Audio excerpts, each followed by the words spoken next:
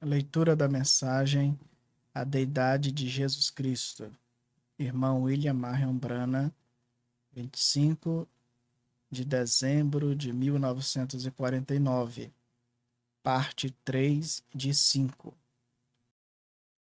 Como isto foi o sangue de Deus? Deus não tem sangue. Como poderia sê-lo?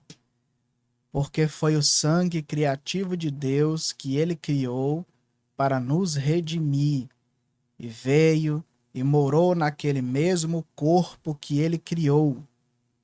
Portanto, ele não podia. Deus tinha que sofrer tentação. Ele não podia sofrer tentação. Ele tinha que sofrer a tentação sexual.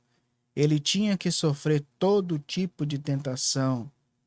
Ser tentado pelo diabo em riquezas e poderes e domínios e assim por diante. Ele tinha que sofrer tudo isso, e para fazê-lo, ele não podia estar como Deus em espírito, ele tinha que ser Deus em carne. Agora, eu estou falando esta manhã sobre a deidade de Cristo, de modo que vocês saibam quem é que nós estamos adorando hoje. Não um bebê numa manjedoura, ou nenhum Papai Noel. Porém, nós estamos adorando o Deus Todo-Poderoso na deidade de seu Filho.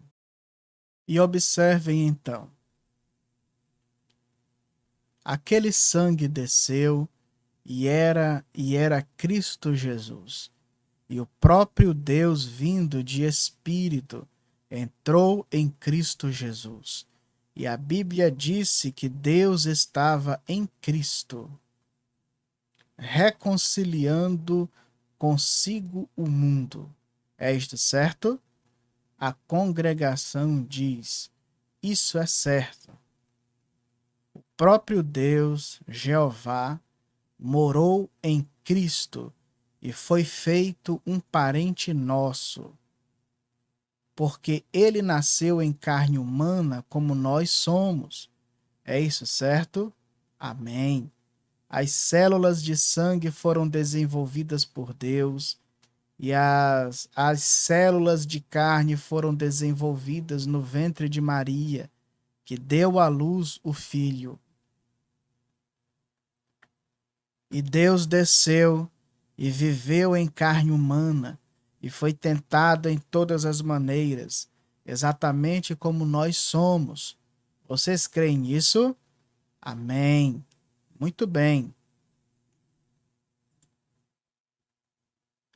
Agora, então, quando ele fez isso, ele deu o seu sangue livremente. Ele não tinha que fazê-lo.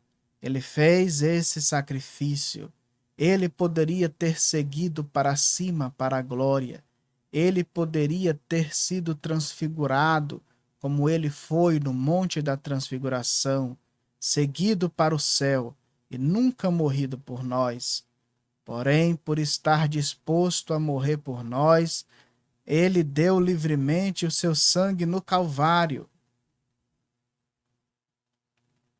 Isso é certo. E ele foi um homem de dores, experimentado em trabalhos, e ele deu um testemunho público.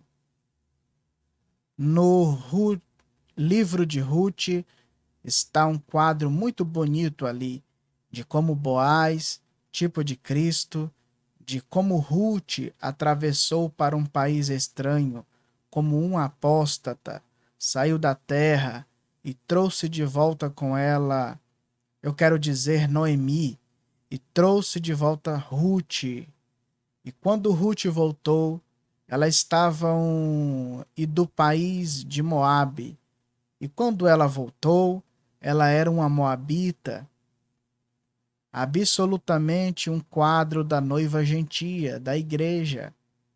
E quando ela foi se despedir de Noemi, Noemi lhe beijou-a e lhe disse que voltasse ao seu povo. Ela disse: eu irei contigo ao teu povo, que o teu povo seja o meu povo, que a tua habitação seja a minha habitação, que o teu Deus seja o meu Deus, e nada, a não ser a morte, nos separará. Onde tu morreres, morrerei eu. Onde tu fores sepultada, eu serei sepultada. Agora, eis um quadro da igreja gentia entrando em Cristo, porque uma vez nós éramos estranhos, longe de Deus. Somente os judeus eram os únicos a serem salvos. Porém, nós, estando mortos em Cristo, aceitamos a semente de Abraão e somos herdeiros de acordo com a promessa, e Cristo obteve uma noiva gentia. Isso é exatamente correto. Agora, para poder redimir, Boaz, para redimir a herdade perdida de Noemi, essa foi a condição apostatada de Israel. Então Moabe tinha que sair. E quando ele saiu, Boaz, melhor dizendo, e quando ele saiu, ele tinha que descalçar o seu sapato perante as portas, perante os anciãos, para dar um testemunho público que ele tinha redimido aquela mulher perdida em sua herdade. E ao fazer isso, então ele comprou de novo. Também ele obteve aí a sua noiva, a mulher que ele estava procurando. Ele tinha que redimir a mulher primeiro, a fim de ter a noiva. Vocês não veem? E isso é a mesma coisa que Cristo fez. Ele deu um testemunho público às portas de Jerusalém, quando ele foi moído, castigado, afligido. Ele foi levado até o Calvário, para chamada a colina do Gólgota, e banhou a colina com o seu próprio sangue, como um testemunho público que ele tinha redimido toda a herdade perdida desde lá atrás no princípio, e tem redimido o seu povo da maldição do pecado e das garras do inferno.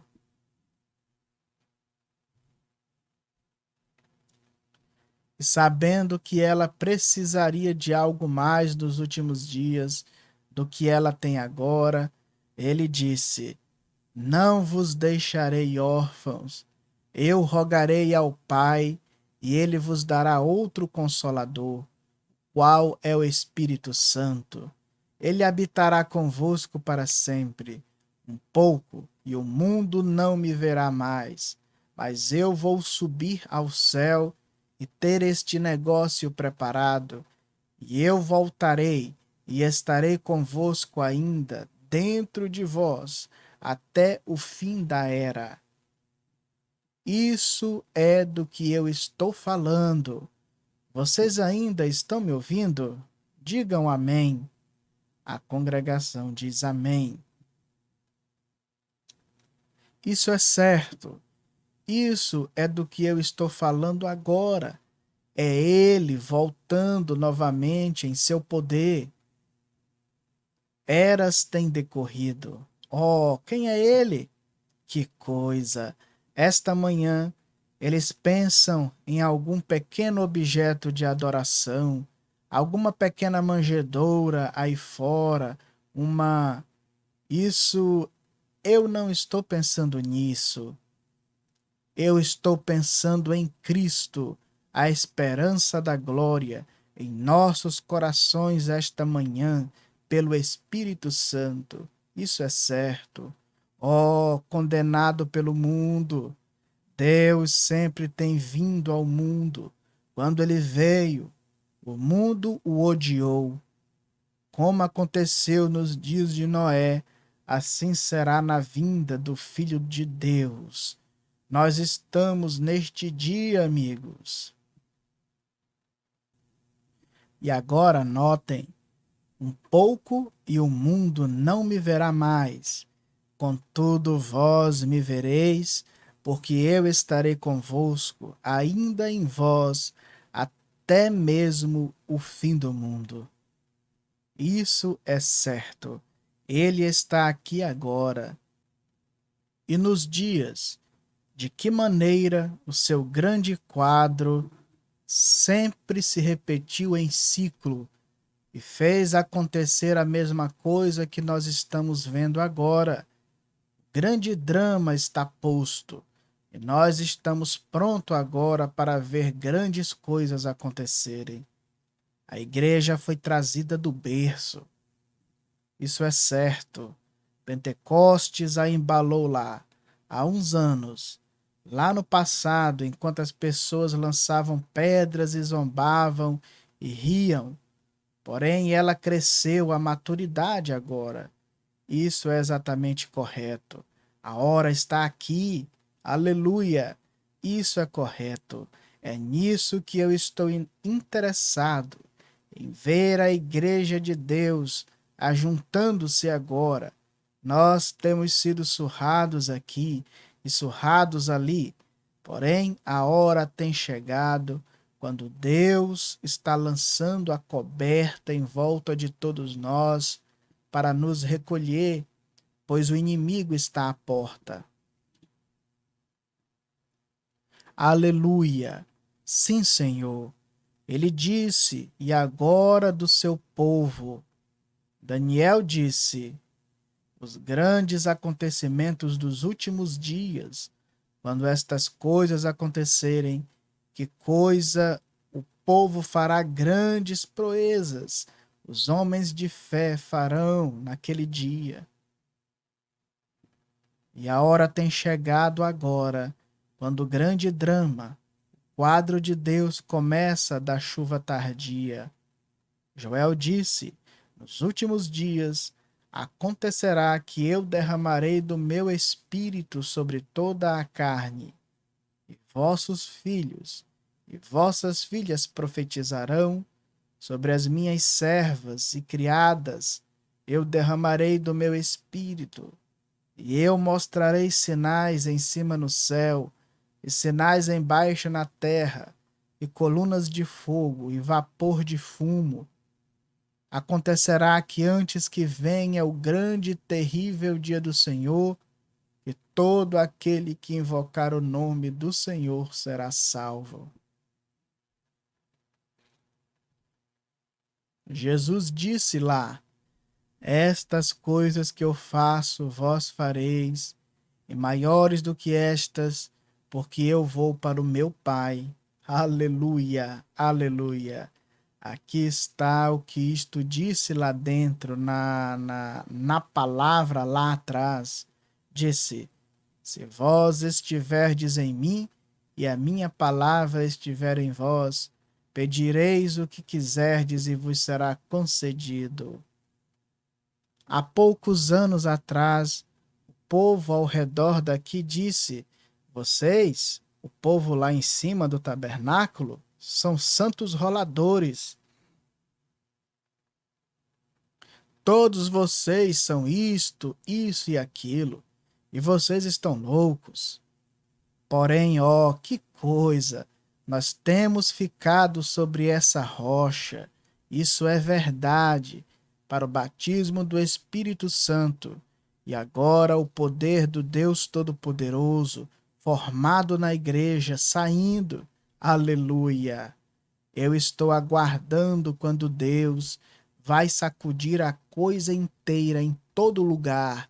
Irmão, isto já está em sessão agora mesmo. Isso está indo adiante. Isso é certo. A deidade dele. Quem ele é? Alguns deles o tornam um pequeno bebê lá no passado. Ele é aquele que ficou em pé naquela plataforma invisível. Oh, que coisa! Estendeu as suas mãos e falou e disse: haja luz. E houve luz. Esse foi Jesus Cristo. Pois ele estava no mundo e o mundo foi feito por ele, e o mundo não o conheceu. Ele é a deidade de Deus. Olhe o que ele fez lá no passado. Fala sobre as coisas miraculosas lá no passado. Você fala a respeito de gritar? Quando ele executou as coisas miraculosas para fazer coisas as quais são agora, das coisas as quais não existiam, ele falou e assim foi.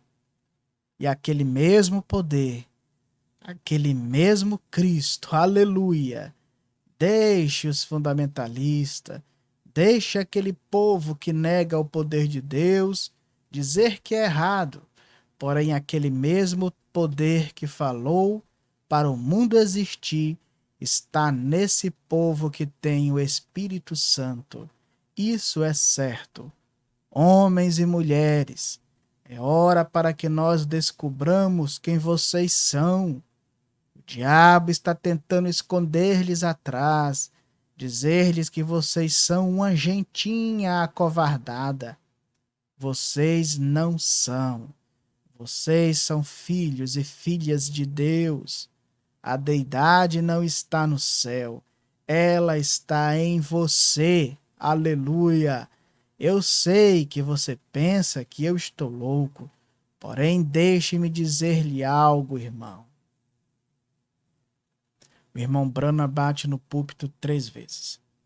Quando você entender que o Deus Todo-Poderoso vive em você, vida imortal, minha vida dou, Zoe. A vida de Deus está no ser humano. Ele esteve no passado ali. Ele é o criador de todas as coisas. Ele criou vida, rãs, abelhas, patos, galinhas, animais. Criou tudo. E nada foi criado a não ser que fosse criado por ele. Quem? Cristo, a deidade.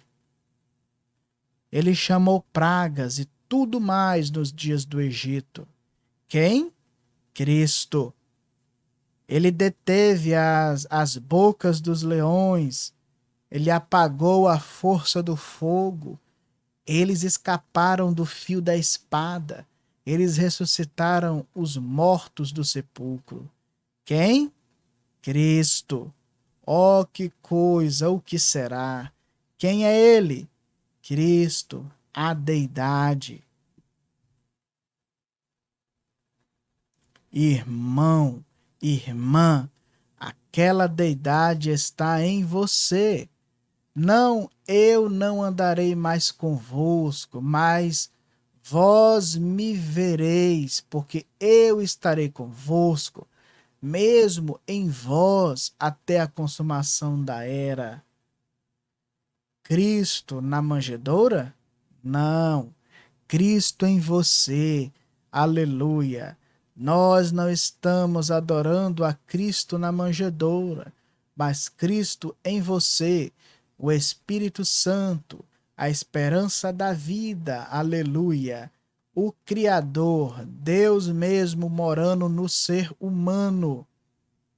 Ainda não é manifestado o que havemos de ser, mas assim como ele é, o veremos, pois seremos feitos tais como ele, o Espírito no ser humano. Nenhum lugar para ele. Pessoas por aqui dizendo que elas são de Cristo, que a igreja deles é de Cristo, elas vão a um... E o que aconteceu ontem à noite? Elas abriram seus presentes de Natal. Vamos ver a respeito do papai. Lá dentro havia estava sob a árvore de Natal. Dentre muitos, um homem, ontem à noite, pôs uma grande caixa de cerveja em algum lugar. Nenhum lugar para Jesus, tudo para a cerveja. Abriram o presente da mamãe, um baralho de cartas. Nenhum lugar para Cristo, as cartas. Isso é correto. Em vez de uma pequena Bíblia ou algo para as crianças, é um livrinho de agentes do FBI ou alguma coisinha assim. Nenhum lugar para Jesus. Em vez de irem à igreja, eles vão a um show, bailes, tudo mais, e se chamam cristãos. Irmão, quando a deidade de Deus, pelo Espírito Santo, entra no coração humano, ele faz sair tudo o que Cristo não criou. Vocês sabem que é a verdade. Deus, Cristo, a esperança da glória em você, não no berço, em você. Isso aconteceu em certa época. Deus estava de volta no princípio. Então ele entrou em Moisés, ele entrou nos filhos de Israel, ele veio no berço. Porém, agora eles o adoram lá no passado como algo pré-histórico. Quando Cristo está em você, ele está aqui hoje, o Filho de Deus, se movendo. A sua grande igreja está se movendo. Hoje, a igreja tem jantares de sopa, jantares de pastelão, vem quem pode se vestir melhor, entram na igreja com pompa, glória, quem tem a melhor igreja, os melhores assentos, quem pode tocar isto, quem pode fazer aquilo. E nenhum lugar, constantemente eles têm outras coisas para fazer além da oração. Eles já não podem orar mais. Eles têm outras coisas a fazer. Eles não podem orar mais. Eles simplesmente não conseguem amar, servir a Deus como eles estavam acostumados a fazê-lo. Nenhum lugar para ele na estalagem. E isto é no tempo do fim, amigos. Nenhum lugar para ele na estalagem.